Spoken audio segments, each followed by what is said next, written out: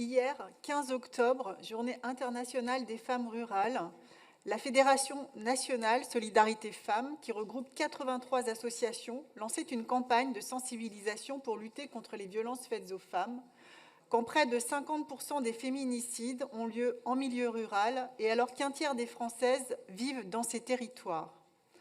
Elles y sont plus isolées, plus éloignées des services publics et des associations qui interviennent sur le sujet des violences et qui, faute de moyens, renoncent à maintenir leur permanence délocalisée, restreignent leurs activités, quand bien même elles sont agréées mission d'intérêt général par l'État pour pallier à l'absence de services publics.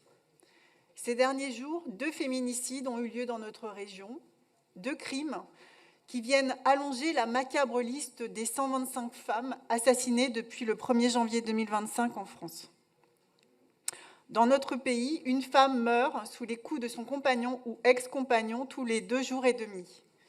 En réponse, les gouvernements successifs sacrifient les associations sur l'autel de l'austérité et le budget Bayrou-Lecornu ne déroge pas à la règle.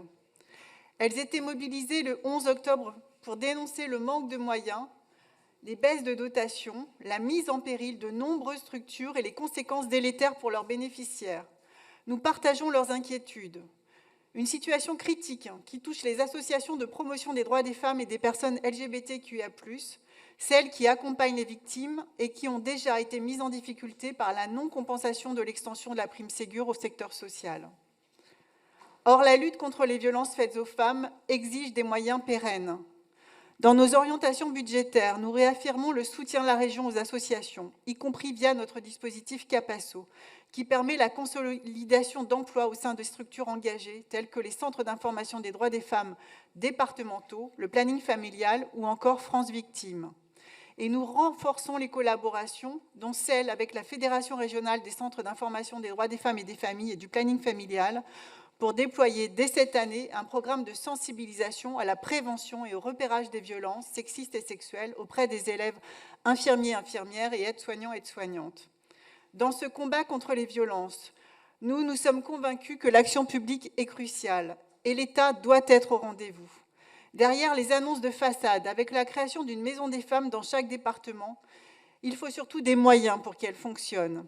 À Orléans, la Maison des femmes du CHU a dû créer un fonds de dotation pour financer son projet immobilier.